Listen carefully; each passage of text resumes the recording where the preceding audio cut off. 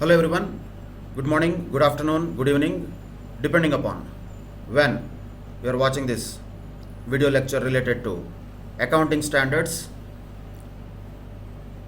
Before entering into the topic of accounting standards, let us understand the requirement of accounting standards, or what is the objective of having accounting standards and what purpose the accounting standards serve. What do accounting standards deal with? At a broader level, if you look at all the accounting standards, they have four different objectives, we can say, with which they deal.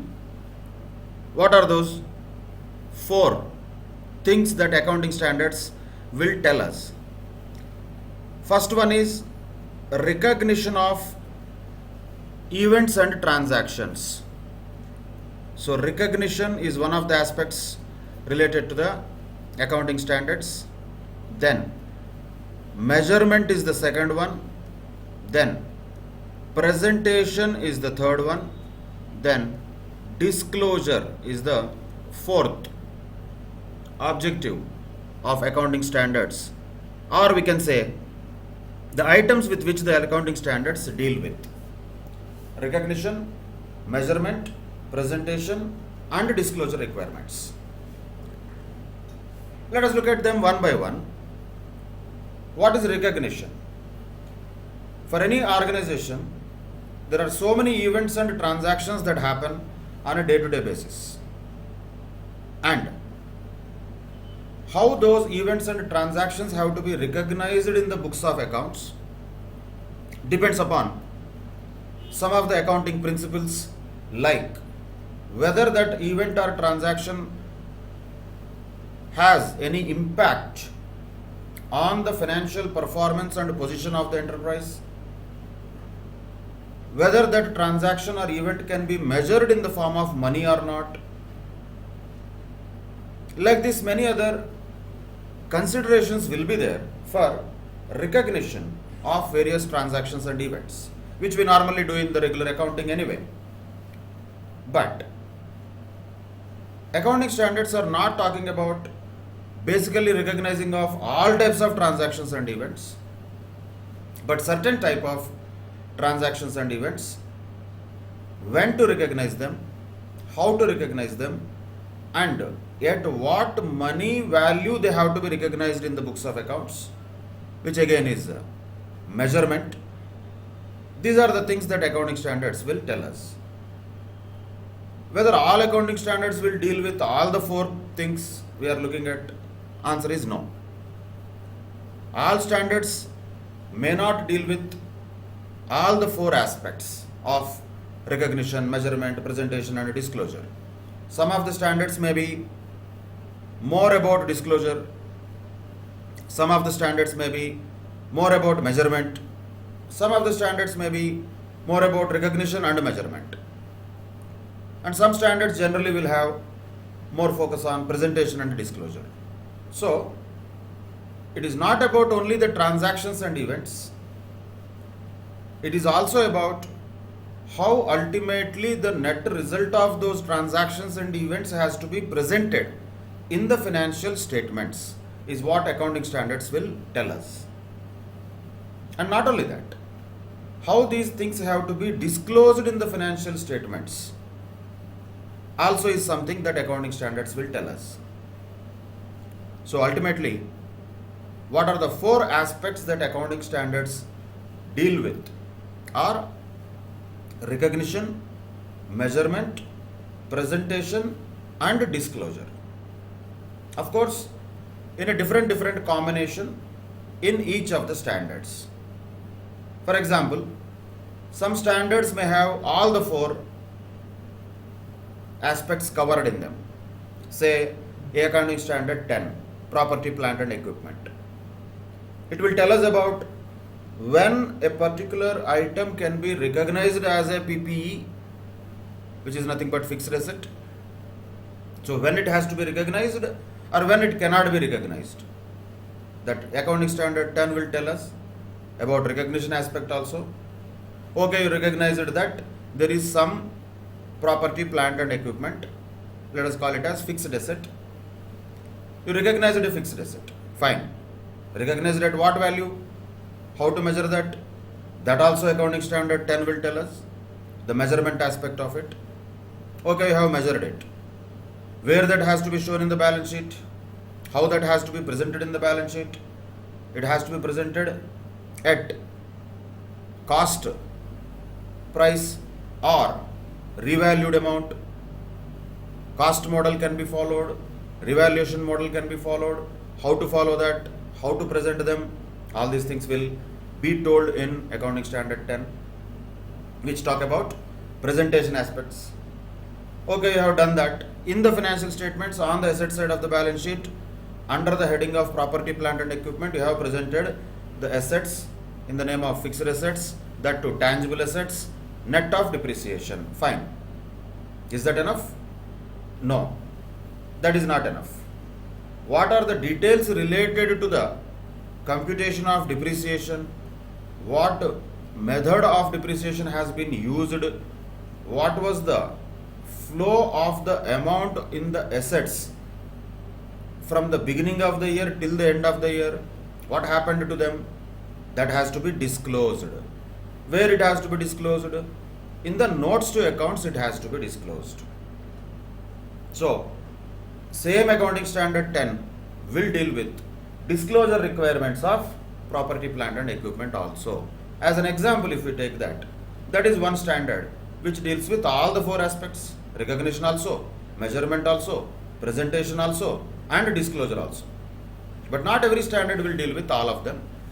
But at a broader level, if you look at all the standards, the objective, the purpose of the accounting standards is to guide and to prescribe the principles and practices for the purpose of recognition, measurement and presentation of transactions and events. Naturally, recognition and measurement happens at the phase of recording them. Presentation happens at the phase of reporting them.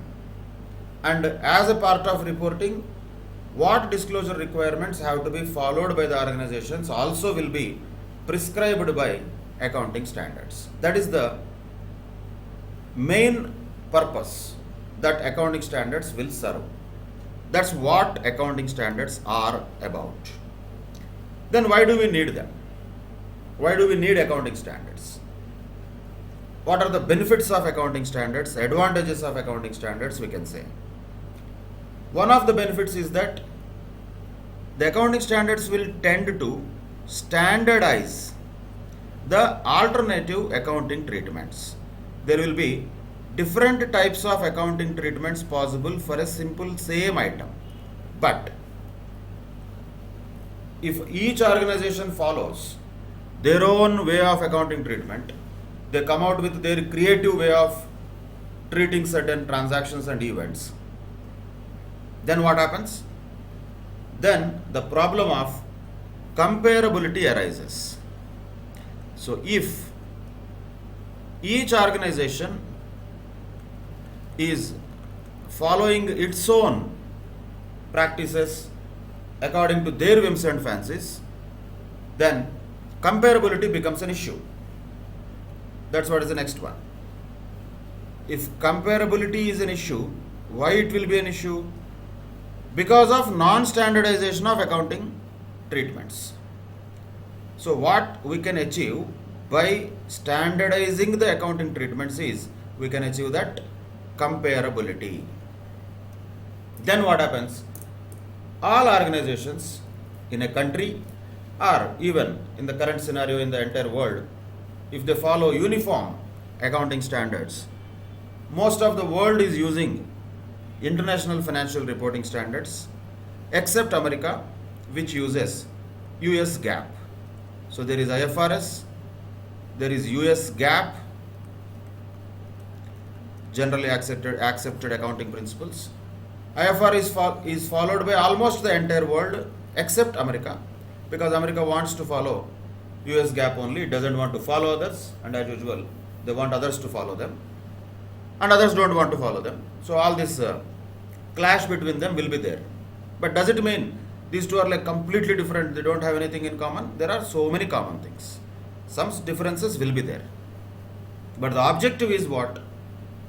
To bring out comparability by standardization of different accounting treatments. For example, most of the top companies, the Fortune 500 companies in the world, having their head offices in America, they follow US GAAP. But at the same time, they might have a lot of offices across the globe and they follow IFRS also. Because of having different standards, the comparability becomes an issue. So what is ideal is the entire globe to have one standard. That is always ideal. One nation, one tax, ideal. One world, one accounting standard, ideal. Looks good. Theoretically, it's fantastic. But practically, is it possible? Difficult. Because of various geopolitical reasons also, and the practices that different countries followed all these years also. We are not in such a position that where we have achieved the convergence or uniformity of the accounting standards throughout the globe. But having said that, do we have accounting standards of each country separate from others? No. Most of the countries in the world follow IFRS. Only America follows US GAAP. So, to some extent, yes, there has been a standardization that brings about some comparability. Okay, let us forget about international scenario for some time. What about India? India has earlier accounting standards which were originally originated from international accounting standards by taking out I from that. We have now accounting standards only. So if this I is not there, international accounting standards become accounting standards. Simple. And that's what we are talking about. We are discussing about the normal accounting standards that India uses, that we use. But once again, over a period of time, though these were originally coming from international accounting standards, still there are some differences between international accounting standards, which is now called IFRS. International accounting standards and IFRS are not different. So earlier also India was following international accounting standards, but not with a official joining or official agreement with the International Accounting Standards Board. We had our own accounting standards, we called them AS. That is accounting standards. They had IAS, we have AS. Now they have IFRS, that is International Financial Reporting Standards, which is nothing but an extended version of IAS. Now, what India has done is, we have changed these accounting standards into IND AS, Indian Accounting Standards we are calling them. So what is the difference between normal AS and IND AS? IND AS is more converged with IFRS. Normal accounting standards also are very similar to IFRS with very minor differences, but still IND AS is more converged with IFRS. So what we can call IND AS as is in convergence with the International Financial Reporting Standards, whatever the standards that India has brought, that is called IND AS. Are we studying that? At CA intermediate level? No, we are not. Of course, at final level, we will study that. Don't think that is going to be completely different. It will be just an extension of what we are studying now. But namesake, accounting standards is different, IND AS is different. IND AS is, let us put it this way, 99% copy of IFRS. AS is 95% copy of IFRS. The difference is there. And don't take these numbers too technically. I am giving for general understanding. So if we are learning accounting standards, we are learning 95% of IND AS also, IFRS also. But yes, there will be certain differences between AS and IND AS, which we can learn at final level of chartered accountancy. Right now what we are going to focus is accounting standards traditionally, which India has been following for decades. Of course, there have been a lot of additions to those standards. And what are the standards which are in our syllabus? Definitely, we will study those accounting standards. So, this is what, first of all, the overall scenario of accounting standards is. And this is something that tells us the need for accounting standards. If accounting standards were not required, if it is okay to have different practices and policies for all the organizations, then internationally also why would there be that much of pressure on having a common accounting standards? That we can understand. So the point to note here is accounting standards are very important to bring out standardization of alternative accounting treatments, so that most of the firms, most of the organizations will follow a standard template, a common thing, rather than each of them following separate policies or separate treatments. It is just like this if you understand in a simple way. Imagine a school where there is no uniform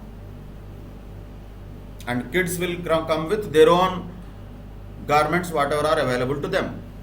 What is the problem with that? No problem. Actually, the kids will look more colorful and excellent if they come with different garments. But the point is, from a school point of view, it does not bring out uniformity. Some of the kids might have very expensive clothing, some of them may not have, and some of them may wear very traditional clothing, some of them may wear very modern clothing, and everybody will look completely differently, and then naturally that leads to a little bit of inequality among themselves. That is why schools try to bring out uniformity, at least in the appearance of the students, by asking them to wear uniform. The name itself is uniform. What is the purpose of uniform? Is that so that everybody wears the same color dress, more or less the same quality of garment, and they will not have inferiority or superiority complex among themselves just because of their clothing. That is a psychological requirement at that age, which schools try to implement. Accounting standards are also similar to that. Of course, it is not a psychological requirement, this is a legal requirement. But the requirement is same. Requirement is what? To bring out uniformity. If every organization is following more or less similar accounting treatments, then comparability of the financial statements become easier. If each of them is wearing different things, if each of them are following different practices, then how can we compare the financial statements of one organization with another organization? Even if we compare also, will it give a correct picture? Answer would be no. That is why, to bring out comparability among the financial statements of various organizations, we need to standardize different accounting treatments, prescribe certain treatments which the organizations have to follow. And they follow the accounting standards. Then the comparability becomes relatively easier. But always we have to keep in mind, these are ideals. Ideals do not mean always they will be exactly implemented in the same way. Are we telling that like a school, only one color, one uniform only, that's it? No, we cannot tell that. Little bit of flexibility will be there even within the accounting standards also. But little bit of flexibility does not mean too much of flexibility.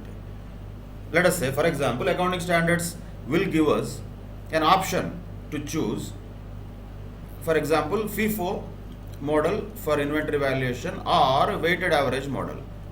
Options are there, either this or that, no problem. But if you don't even give the options, if you just leave it to the organizations, they will use whatever they want to do. That becomes a problem. That is why, don't think that standardization means completely rigidifying the accounting treatments. No. Accounting standards need to bring uniformity, yes. They have to bring standardization, yes.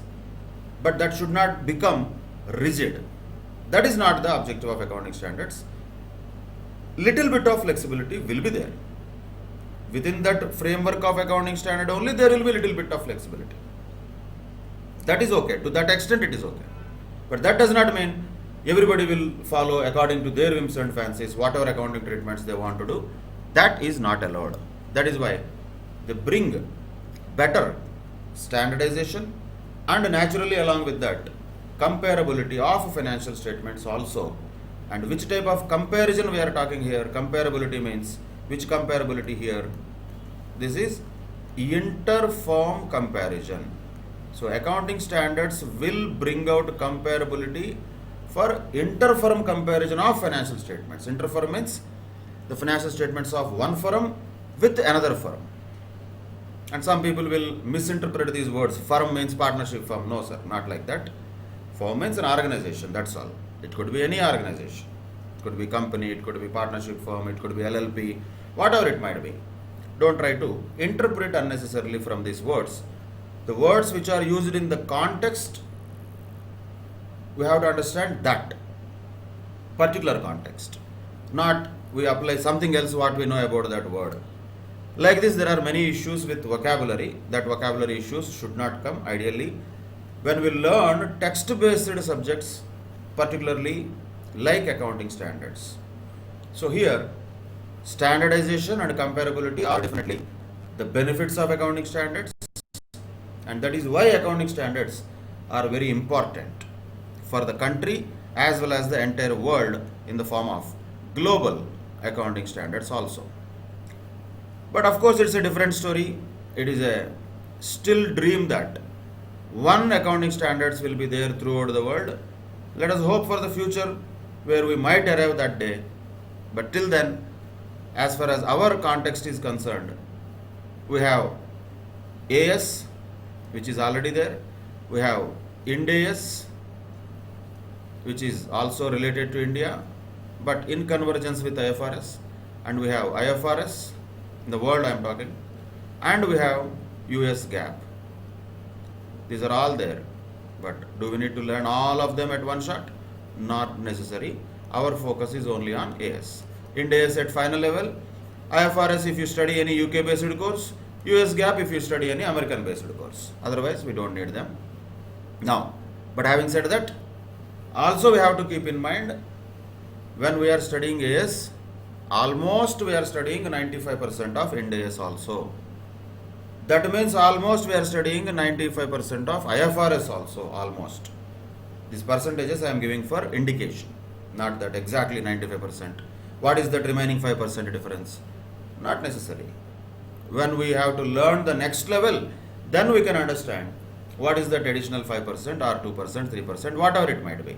But right now, the point we have to understand is all are more or less the same. If you understand one accounting standards, you should be able to understand any accounting standard in the world. So somebody in future cannot say, I know only Indian accounting standards, I don't know IFRS. People will laugh at us. If we read accounting standards of India, we should be able to read and understand any accounting standard in the world, of course, whichever is written in English. So IFRS also, US GAAP are also, since they are available in English, it is not going to be a big deal. As a person who has read both of them as part of the courses that I have studied from UK and USA, I can very well tell whatever the basis or basic knowledge that we gain while learning the accounting standards for the first time, which we are doing now, is what is going to be almost enough for everything else also in future. That's what I can tell from my experience and academic qualifications. So don't worry about, or so many things are there, I don't know all those things. We don't need to know them.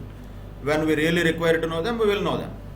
Right now, we are going to focus only on accounting standards, that's all. And we are now understanding what is the benefit of accounting standards. Of course, any accounting standards will have the same benefit. Standardization, which brings out inter-firm comparability. Then, not only that, the accounting standards will bring out the requirement for additional disclosures. Additional disclosures. See, normally, when an organization prepares the financial statements, it will give P&L account, balance sheet, whatever name you call it, income statement, P&L account, whatever you call it, income and expenditure account, fine. Ultimately, when we use the word P&L account, we have to understand we are talking about income statement, which shows the financial performance. Balance sheet is the statement which shows the financial position. These are the two basic financial statements any organization will prepare. Small, big, any organization will prepare for themselves. Some organizations prepare for public, if they are public companies. But irrespective of the fact, whether they are preparing for themselves or for they are preparing for public, particularly when they are preparing for public, what the organizations should disclose to the shareholders, investors, or common public who are going to be the users of the financial statements. Who will tell that? If you just imagine, you leave this option to the organizations only, you disclose whatever you want to disclose, or you hide whatever you want to hide. If you leave this option to them, do you think the organizations will disclose all the things? Will they disclose even some negative things also? They will not do that. They will try to hide certain things and they will disclose only the rosy picture to the shareholders and potential investors. They might hide things. So the point we have to note here is, whenever we are talking about the financial statements, what should be the nature of financial statements? As the classic saying goes, the financial statements should reveal, not conceal. No, they should not conceal. They should reveal. So they should be revealing. They should be disclosing. They should be giving as much information as possible to the users, not hide them. Okay, we give this excellent gyan to the organizations and expect them to follow. Definitely nobody will follow, just if we just give them an option. So we need a standard which prescribes those disclosure requirements. That's what accounting standards do. They prescribe certain additional disclosures as requirements for the organizations.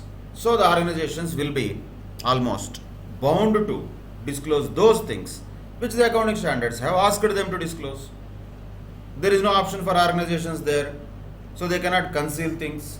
They have to reveal all those things, which means they have to disclose those items which accounting standards asked them to disclose. That is the other very important benefit of accounting standards, without which the investors, the public, the shareholders, and even the other users of the financial statements may not get full information or required information, relevant information, which is important for their decision making process. Because of accounting standards being in existence, those people will get at least those disclosures which are prescribed by accounting standards, because organizations cannot escape from that. That is another benefit of accounting standards in a nutshell. Then, as we might be already aware, for whom these accounting standards will be very useful, actually for what? Okay, organizations have prepared a beautiful financial statements, color printout they have taken, they have bound it well, excellent book they have made as called as annual report. So what? Is it for some library purposes? Annual statements or annual financial statements or annual reports of the organizations are not made for that. There are people who are going to be the users of those financial statements, for whom these accounting standards are going to be useful. By prescribing these items, by achieving these objectives, accounting standards will help the users of the financial statements in understanding whether the financial statements are prepared in a true and fair view or not. In other words, whether the financial statements are giving a true and fair view of the state of affairs of the organization or not. If they don't even follow accounting standards, we cannot say they are really disclosing or presenting the true and fair view of state of affairs of the organization. Of course, we also know that organizations prepare financial statements. They will tell everything is fantastic, we did this, we did that. But ultimately, whether those financial statements are giving a true and fair view of the state of affairs of the organization's financial position and performance or not has to be certified by an auditor. That is what an auditor is supposed to do. In India, who is that guy? He is a chartered accountant. And in UK, for example, also being our mother entity, he is also a chartered accountant. In US, who is that guy? That guy is a certified public accountant. Name itself indicates public accountant. So to whom he is responsible? Public. Chartered accountant also is the bridge between the organization's management and its owners. So, as the name indicates, though the chartered accountant name does not indicate it, but the modern economy of America has made it like a course and a profession of public accountancy, which itself indicates that the accountant or the auditor is going to be representing the public. He is responsible for the public. Why so? Because he is the one who has to certify whether the financial statements which are prepared by the organizations are in compliance with the accounting standards or not. Whether they are prepared in such a way that they are reflecting a true and fair view of the state of affairs of the organization's financial position and financial performance or not. Who has to certify that? An auditor has to certify that. And that is why, from the name, we have to understand an auditor is a person who is representing public. That is one of the important aspects we have to keep in mind as CA students and future chartered accountants. Of course, it may look like that we are more responsible because we were appointed by the management of the company. Our remuneration is going to be paid and fixed by mostly the negotiations with the management of the company. It looks like that. But that should not affect the independence of the auditor. That should not affect the independence of the work performed by the chartered accountant, because ultimately the underlying point what we have to always keep in mind is we are responsible to public. That is the point.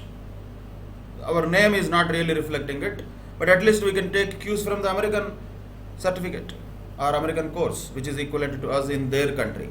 Who will certify the financial statements in America? CPS will certify that. And what is the name of that guy? Certified Public Accountant.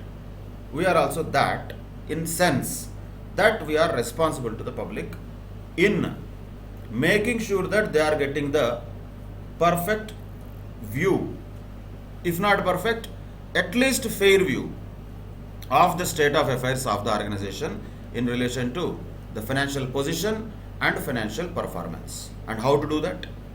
How to do that? Definitely one of the requirements, not that it is only requirement. Definitely one of the requirements is that the organization has to comply with the accounting standards requirements of whether they have recognized accounting to accounting standard or not, whether they have measured according to the accounting standards or not, whether they have presented and disclosed the items which are required by the accounting standards or not. These all things have to be checked by auditors, that is the chartered accountants. Then after that, the financial statements being certified by the auditors will have many users. So that is why, once again, our responsibility is not only to the company, the financials of which we are certifying. Actually, the essence of our responsibility is with them. Why is that? Because these users are believing us. These users of financial statements trust us. Otherwise, why would they need our approval of the financial statements, or one way we can say the attestation of the financial statements? Why should we certify the financial statements? What is the value of that signature of the chartered accountant? Because the users of the financial statements won't trust them. Them means the financial statements, not the people. The users of the financial statements will not get sufficient trust in relation to the financial statements which are not certified. But if a chartered accountant or a public accountant certifies those financial statements, after looking into the thorough examination of whether the financial statements have followed all the requirements of the prevalent standards or not, then the users will be happy and they will say that, okay, fine, these statements we will believe. Because already there is some professional who is knowledgeable person who has checked the financial statements for us. So always we have to keep in mind whether whatever the name it is, CA or CPA, whatever the names it is, the ultimate responsibility of the professional is to the users of the financial statements. And the users could be many. They could be investors, they could be employees, they could be lenders, suppliers and creditors, customers, government, public, generally, analysts, anybody could be the users. Because each of them have their own requirements of analyzing and looking at the financial statements. Say for example, investors will look at the financial statements with a view of whether to invest money in this company or not, whether the financial health of this company is good or not. Employees will look at the financial statements with a view of whether the financial position of the company is good enough to pay them bonus or not, or should they shift the company if the company is in doldrums if it is. So what is the strength of the company? Employees should know that. Whether the company is in a position to pay them bonus or not, they should know that. So they look at it. Lenders will definitely look at the financial statements, like bankers or other financial institutions, to see the position once again of the company's financial position and performance, whether the company has the ability to repay their loan or not, whether the company has the ability to pay their interest or not. First of all, how do they know that without looking at financial statements? Not possible. Suppliers and creditors also will look at the financial statements, again looking at the financial position, whether the company should be extended with some credit or not. If the company financial position is very weak, suppliers will say, no, Baba, we will not give any credit to you, pay cash and take the goods. If the company is a very reputed company with a lot of strong financial statements, suppliers also will be confident. They say that no problem, first take the goods and pay the money later. That difference will come how? That depends upon the financial position and performance of the organization, which is depicted by the financial statements. And same with customers. Customers will have different uses. Of course, most of the B2C customers may not look at financial statements. If you are purchasing, let us say, any mobile phone, say Apple phone, you are not going to look at the Apple's financial statements normally. You will not be that interested. But if at all you are enthusiastic and look at the Apple's financial statements, the company Apple I am talking, which manufactures iPhones and all, if you look at their financial statements, you will be easily able to understand that this company is making huge net profit. One of the maximum net margin making companies in the world is Apple. So what does that give a feeling to us? Oh, this company is charging too much profit from us. Okay, end of the day, you buy the product what you want to buy. But at least we know that whether the company is making reasonable profit or excessive profits from us. That is retail customers. If they are interested, they will do that. In general, nobody will be interested in that. Very rarely that happens. But B2B, business to business, definitely there will be a review of the financial statements of the suppliers also. Look at this way. For example, Maruti Suzuki is the company which is the customer for many other suppliers who are supplying them ancillary parts. Say for example, Maruti Suzuki wants to buy some tires from any of the companies. There are so many companies available. 4 or 5 different companies are there which manufacture and supply tires. Maruti Suzuki is not going to manufacture tires, but it needs tires in order to fix them to the cars that they manufacture. If it is purchasing tires from some other company, whatever it is, let us say A Limited, so then what is Maruti Suzuki for them? Is it not a customer? Yes. For A Limited, Maruti Suzuki is the customer. Will Maruti Suzuki give an order of huge quantity of tires to A Limited without even looking at their financial statements? Definitely no. First of all, the Maruti Suzuki company has to be sure that A Limited has the financial strength to deliver the quantity of tires that it wants to procure from them. And second thing is, it wants to also know whether A Limited can fulfill this tender or fulfill this order or not. And also whether A Limited is having at least reasonable standing in the market or not in relation to its position. If A Limited is already about to bankrupt, let us say, just imagination, will Maruti Suzuki give an order to A Limited? Definitely not. A weak financial position is there for A Limited, let us say. Will Maruti Suzuki give a big order to them? Definitely not. Why? Because it's already in a very pathetic condition. There is no guarantee that A Limited will be able to really fulfill the order that the customer, in this case Maruti Suzuki, might give to A Limited. So the point is, B2B customers particularly will look at the financial statements of their suppliers also.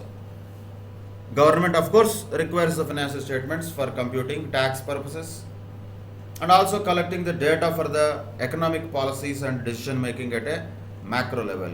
For both purposes, government collects the financial statements of many organizations and analyzes them according to its own requirements. Of course, public is a generic word. Anybody, whoever is interested, can definitely have a financial statement according to their interest. Public could include academicians, public could include students, public could include analysts, research scholars. Anybody can just like that have a look at the financial statements. That is a very generic thing. But particularly for each of the others, there is a use for them from the financial statements. But the point is, if the financial statements are prepared without compliance with the accounting standards, without fulfilling the requirements of the accounting standards, then definitely the public will not believe those financial statements. That will create trust issues. And who can solve that? Who is going to bring a trust factor to the financial statements is the chartered accountant or public accountant. That is the importance we have to keep in mind while learning these accounting standards also, and also while understanding the ultimate usage of these accounting standards is not just going to be limited to few people, it is going to be for many people in the entire country and the world, and public in general. That is why public is what we are responsible for. That's what we need to keep in mind. That is the background of accounting standards, simply in 3 levels. What are accounting standards? What do they tell us? Why are they required? For whom they are required? Then, coming to the syllabus of Group 1 of CA Intermediate, these are the various accounting standards we have in syllabus. First one is AS1, that is disclosure of accounting policies. AS1, which is a theoretical standard, and the name itself indicates disclosure. So it is not going to be about recognition, measurement, presentation and all. Mostly it is about disclosure. That's a theoretical standard. AS1. AS2 is about valuation of inventory. So as the name once again indicates, valuation means what? Most of it is related to measurement. So this is mostly related to disclosure. This is mostly related to measurement. Okay, does it mean measurement only? Will there not be any disclosure? Of course, there will be disclosure requirements also. That's a different story.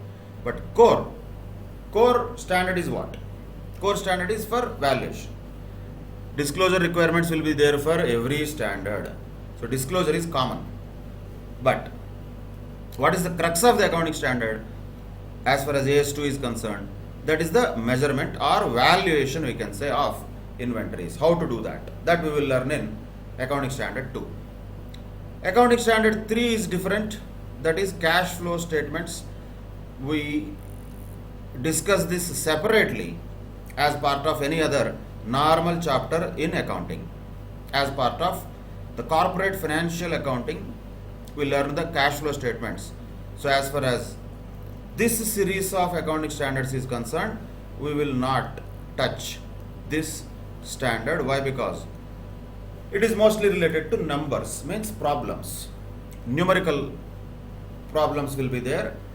Cash flow statement of companies which are particularly in level 1 entities have to be prepared in accordance with the accounting standard 3 by classifying the activities into operating activities, investing activities and financing activities. How to prepare cash flow statements is as good as any other normal accounts question. So it is an accounting standard, no doubt. But the point is, we can consider it as part of any other chapter. So we have other chapters. This is one more chapter, cash flow statements. So we don't consider it as part of accounting standards for our discussion, but it is accounting standard 3. And we will discuss definitely in this series about AS10, that is related to property, plant and equipment. And as I just now explained in the introduction itself, this standard tells us all the aspects. It tells us about recognition also, tells us about measurement also, of course even and presentation and disclosure also it will tell us. So all aspects of accounting standards will be there within this standard. Incidentally it is there, but that is a very big standard, accounting standard 10. Then there is accounting standard 11 in relation to the treatment of effects of changes in the foreign exchange rates. So the organizations where they are dealing with foreign currency, and if there is any changes in the foreign exchange rates, which anyway is going to happen, what is the effect of that? What is the impact of that on the organization? And most importantly, how to treat that.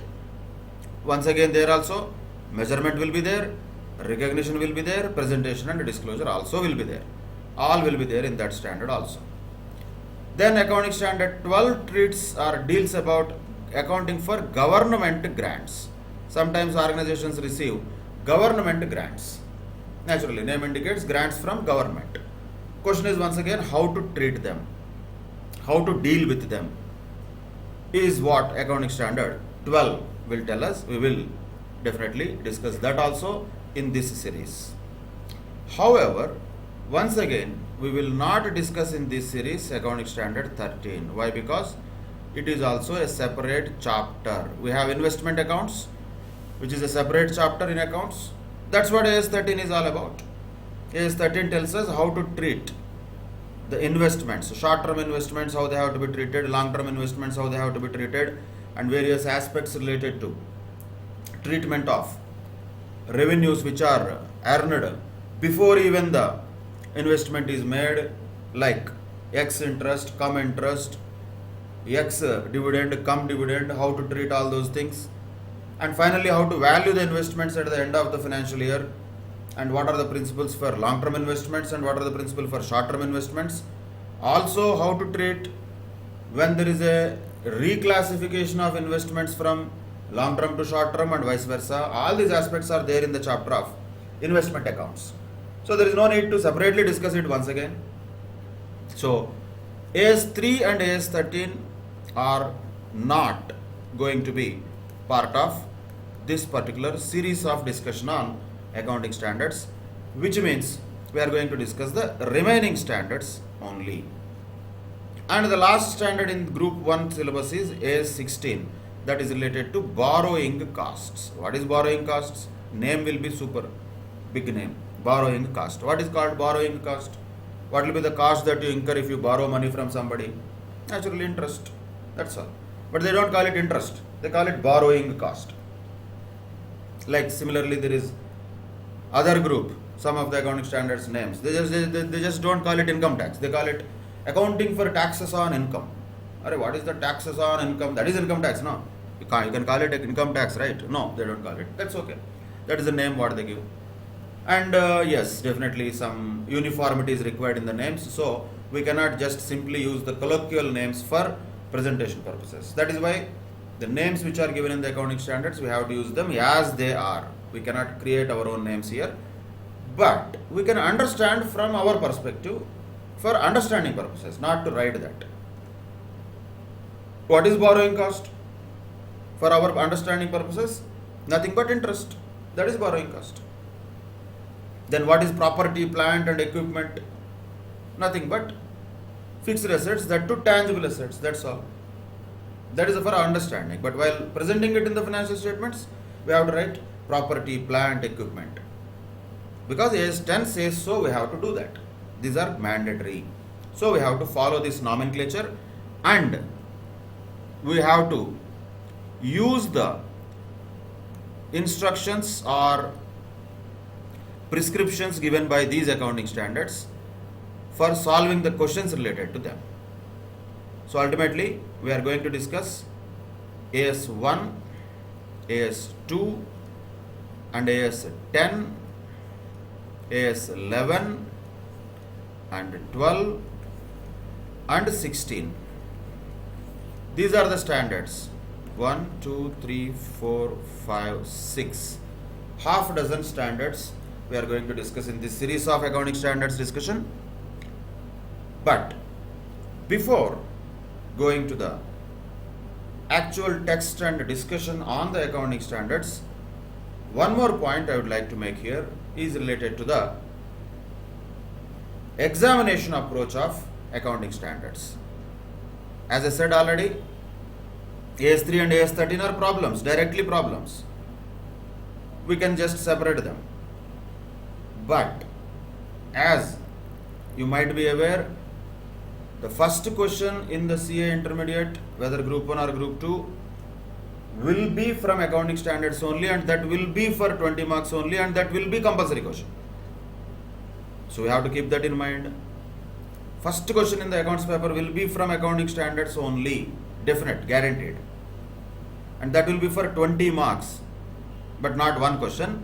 4 questions of 5 marks each will certainly come from this topic, accounting standards. So 4 questions, 5 marks each, 20 marks guaranteed.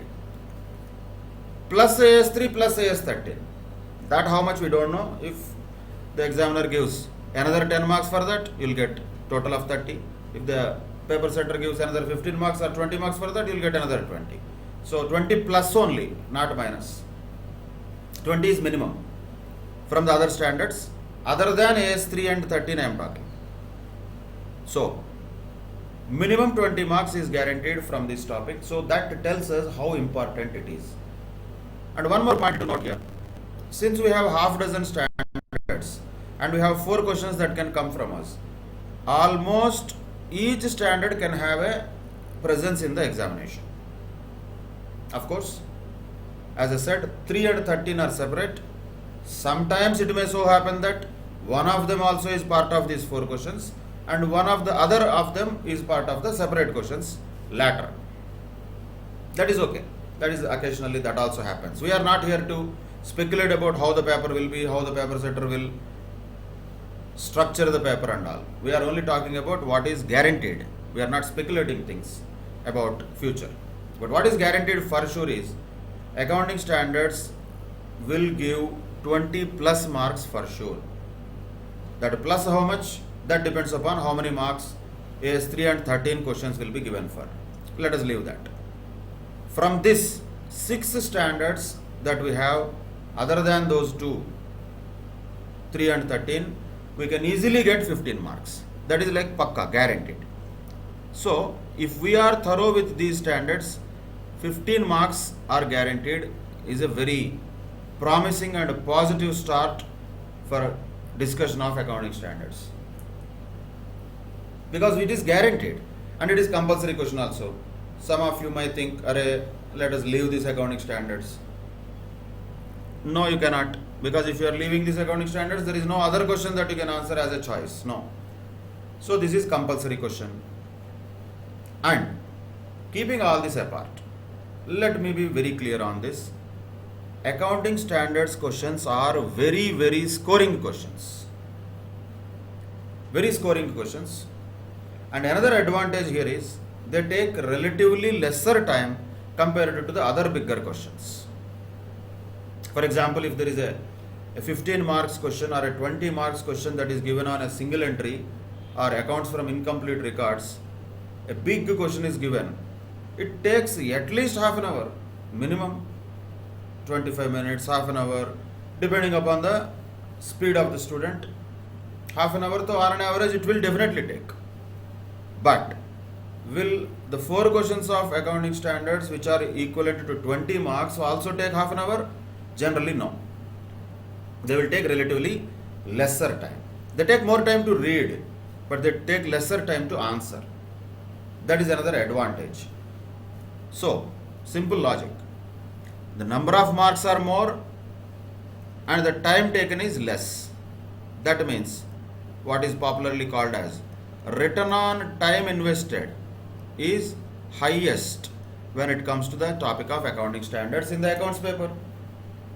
There is a return on time invested for learning also, even for actual time that is invested in the exam hall also. That return is very high. That means we have to maximize that return.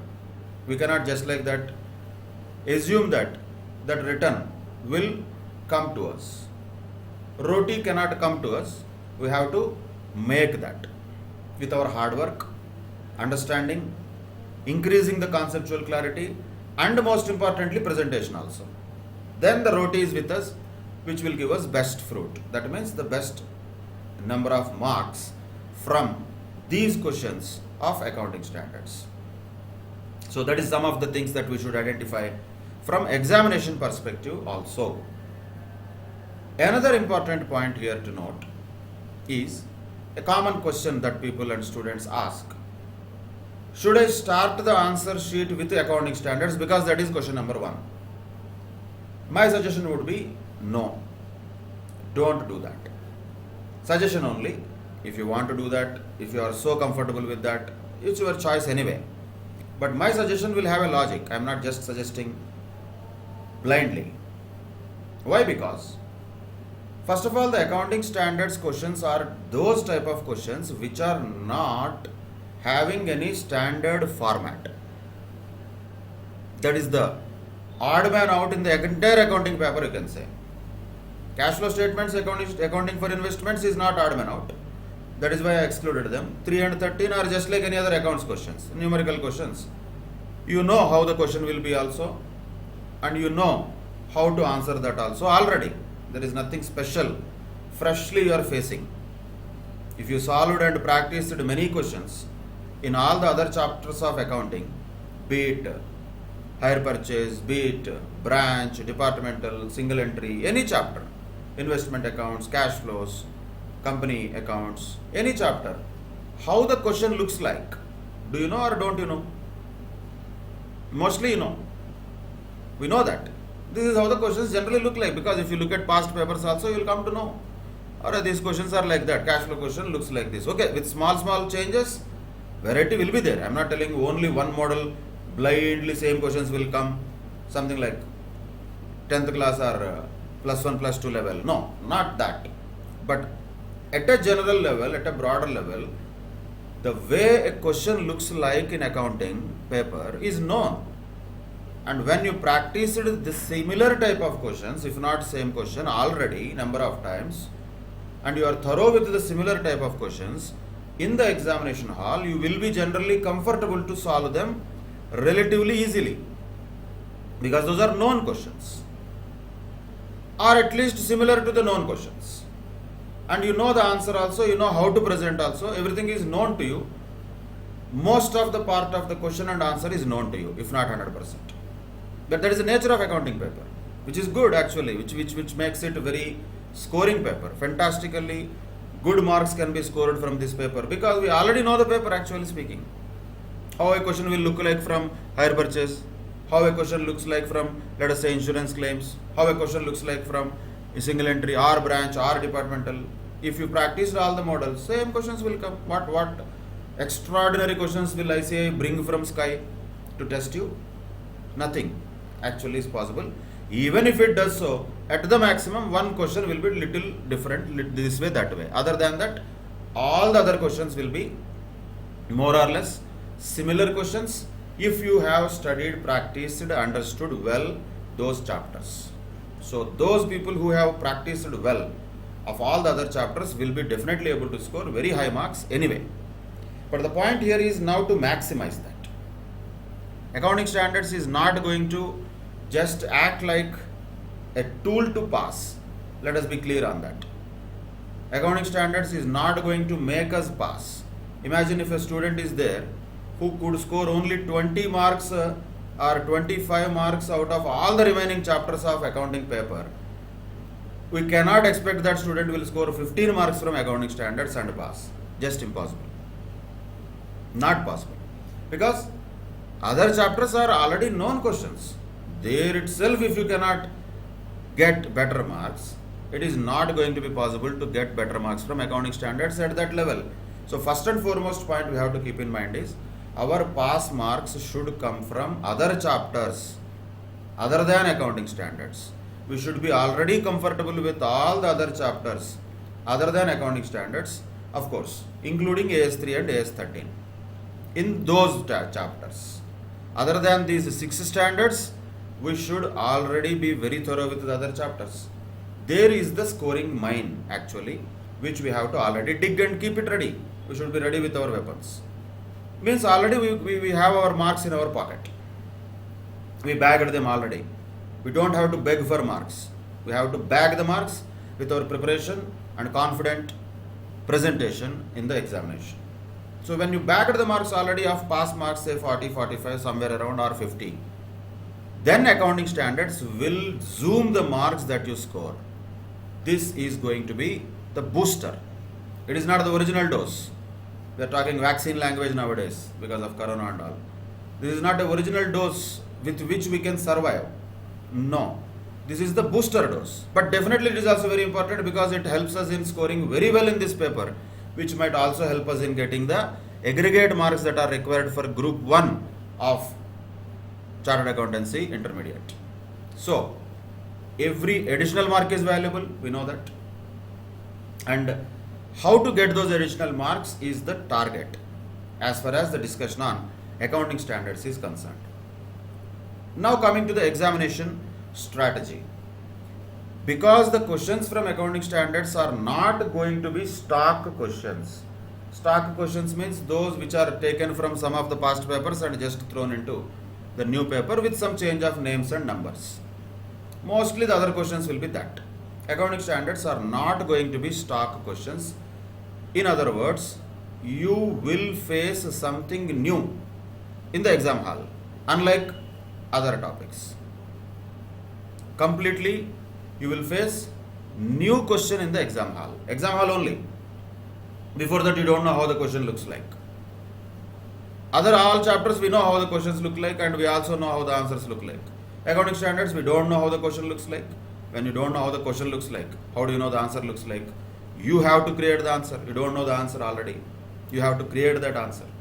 That is the challenge that accounting standards give us, which is very interesting challenge if we take it, which is very cumbersome if we think that Amma, I am afraid of this because it is new. Anything new I am afraid of. Some people are like that.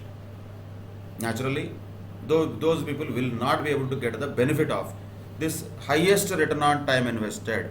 If we want to get the benefit of this best roti, we need to be thorough in the concepts of accounting standards. We need to have a proper understanding, study, reading, revision, writing, practice of some of the questions of the past examinations of the accounting standards. Not to expect that same question will come in exam, but to equip ourselves with the confidence that similar question or any other type of question that comes in the exam I will face, because I have experience of facing some questions already. So what the questions that we are going to solve in the accounting standards discussion are going to give us, they are not going to give us any models. Don't expect any models in this topic. There are no models. They are only equipping us. They are only giving us experience of solving the questions, nothing else. When you solved more questions, naturally your experience will become better. Understanding of the application of the standards will become better, so that you can apply the standards in the examination question, which is going to be completely new question, in a much better manner. That's what is going to happen if we practice more and more questions in this topic. But still, the question remains the same. How the questions will appear in the examination, those will be new. We don't know them already. So how to approach that? Completely new. If I say that I am afraid of that, I am gone there only. And that is not what CA students should be made of. CA students are fighters. So we cannot say I am afraid of that. We have to fight it and we have to take that challenge and then achieve what we want to achieve. That's what CA students are supposed to be. So let us take that challenge. What should we do? When there is something new completely, which we don't know earlier, as a question is appearing in front of us, sometimes it may be very long that it will take a lot of time for us to read also, sometimes. Then what we should do? We should follow a strategic approach. First and foremost thing is, we should read the question very, very carefully. We have to read the question very carefully. I am going to write these things because there is a little space here. So reading the question very carefully is very important. And then we need to remember the accounting standard which we already studied. That is what we are trying to do now. What we understand from the accounting standards, what is the essence of each of these accounting standards, we should remember that. And we should recollect that. Recollect what portion of accounting standard is applicable in this particular context, because this context is completely different. We might have faced it or we might not have faced it. So we need to read the question carefully. We need to recollect which portion of the accounting standard is applicable in this particular context. Then most importantly, we need to apply both. So what is there is that there is a case. Each accounting standard is as good as a case. Let us understand this way. And there is a concept that is there in the accounting standard. All that we need to do is we need to bring them together. So the concept that we already know because of studying and reading and listening to and understanding of accounting standards, which we are doing now, has to be applied to that particular case. That is what we are supposed to do. And while doing so, our presentation has to be very clear. Of course, if it is a numerical standard, certain calculations will be there. But certain standards and certain questions will not be numerical. Those will be just case based and some advice, some kind of opinion will be asked. In that case, actually irrespective of any of the type of question, our answer should be structured. I would suggest the answer to be structured in 3 parts. One is to identify what are the facts of the case. What are the facts of the case has to be identified and written on paper. This is what it is given in the question. Question will give so much of information. What is relevant for us, we will compile those facts and keep them first. That is the first phase of answering the question. Then second phase of answering the question is actual solution. In other words, apply the concepts to those facts, which is nothing but the case that is given is facts. Concept that we know from accounting standard is what is application. So that application has to be shown on the paper. How it will be shown? Again, 2 possibilities are there. Sometimes it could be numerical, some calculation might be required. Sometimes it could be text based. Some sentences you have to frame and write. But application has to be shown. First, facts have to be identified and written, then application has to be shown. And most importantly, conclusion. Conclusion has to be written very clearly. And if you structure the answer in this way, the presentation wise, then you will get 5 out of 5 for the accounting standard questions. Sometimes even the conclusion is not right. I'm not telling always, but sometimes for theoretical questions. For numerical questions, if you do a wrong calculation and you expect 5 marks, that will be over optimistic. You have to do correct calculations. If you do correct calculations and then you have concluded correctly, there is no way that you will lose any marks here. So very well within the reach is this 5 marks for each of these accounting standards. That is the approach of how we have to react to the accounting standards questions in the examination. We need to read the question carefully so that we observe the case. Reading is what? Observing the case. That is what we are writing as facts. We need to recollect what concepts. That is what we should apply. And then finally, what is our touch in that? What is going to be our final touch? That is the conclusion that we should write. That is our final answer now. That's what gives us best result for accounting standards questions. This strategy should be followed in the examination.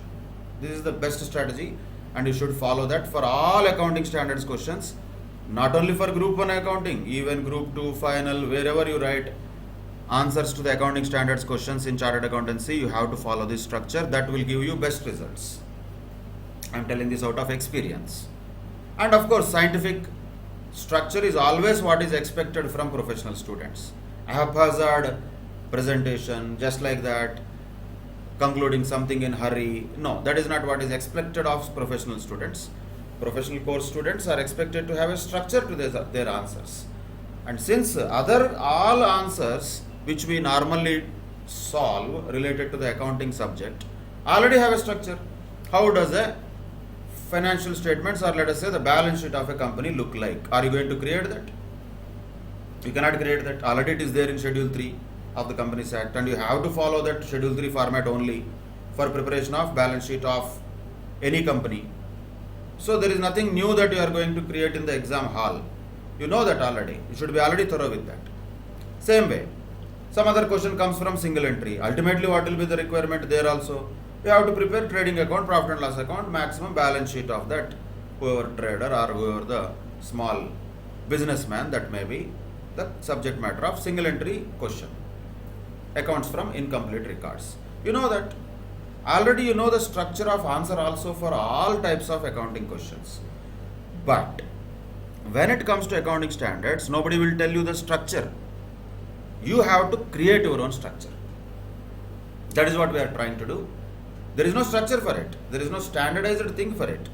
Because questions can be any way question can be asked. But what we are trying to do?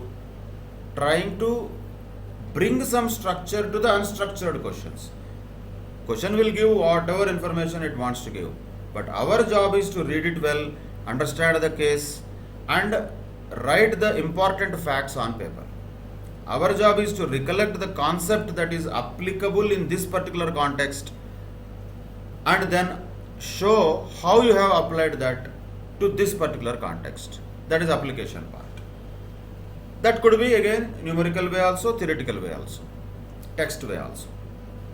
But our touch to that finally as a structure should be conclusion, the final answer. You have to clearly write it.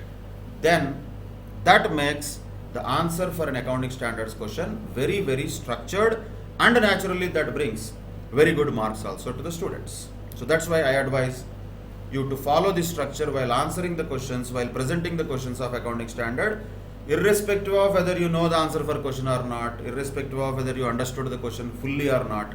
You try to do something with this structure. If the question is known and everything is done well, anyway you will get full marks.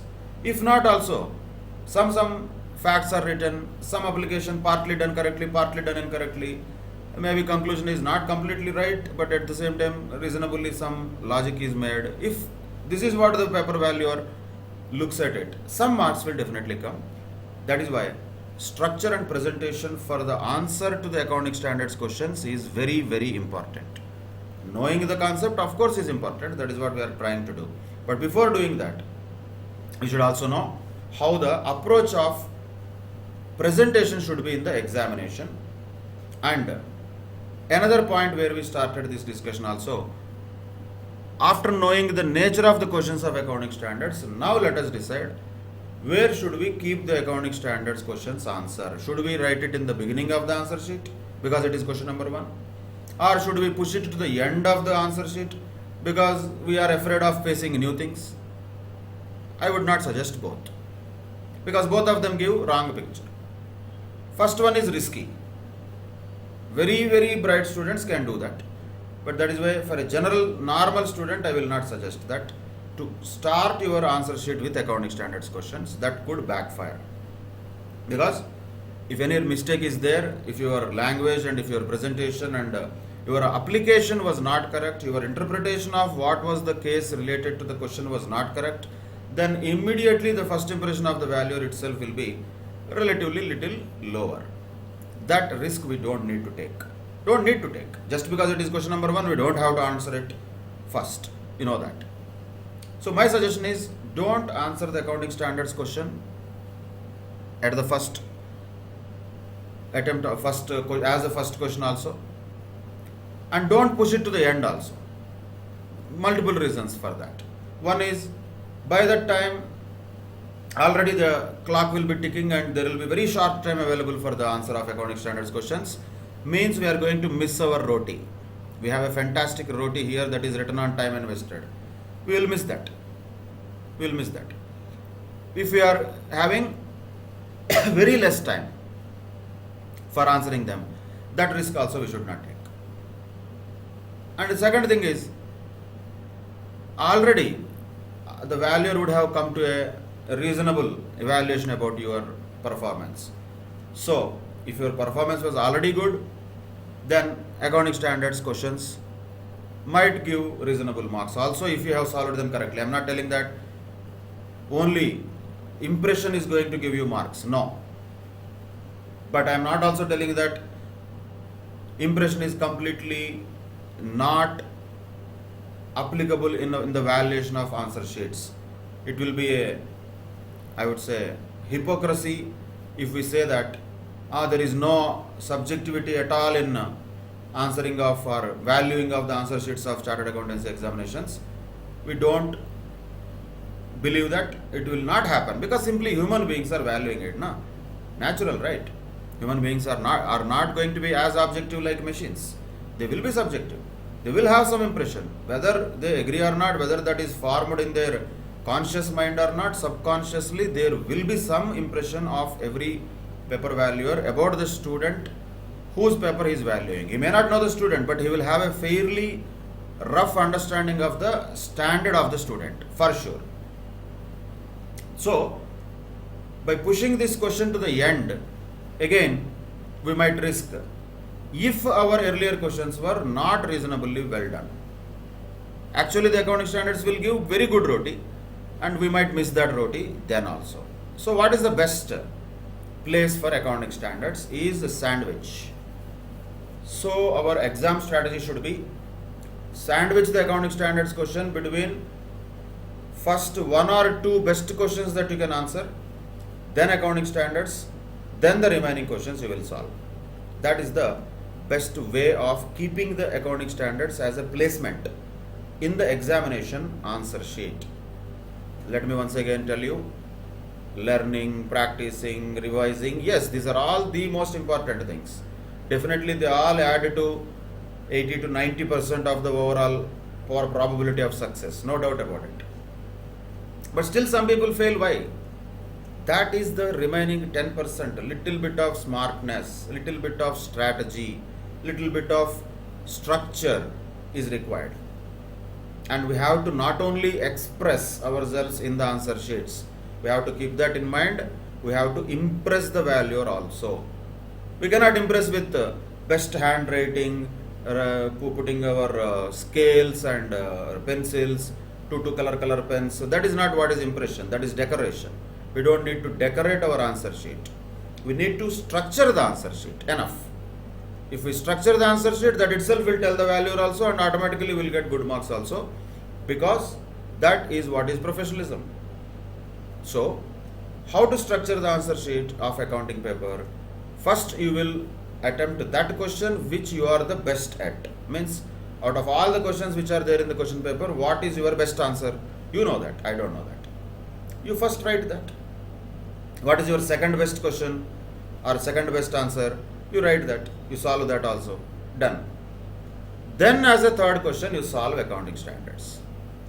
That is what best placement for accounting standards in the answer sheet is, in my view, third or fourth answer. Not first answer, not last answer. Sandwich it between your best or better relatively and relatively worse answers. Somewhere in between you keep the accounting standards answers. That will give you the maximum roti.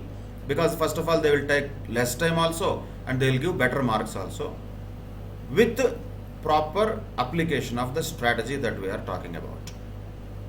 That is about introduction to the accounting standards. What are those? Why they are required?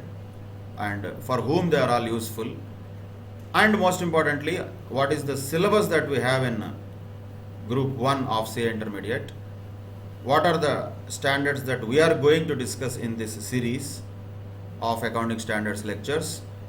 And very importantly, the structure of accounting standards answer and how to present the accounting standards answers in the best possible manner so that we maximize our score. Definitely, if we follow these things, I am confident, and history proves that,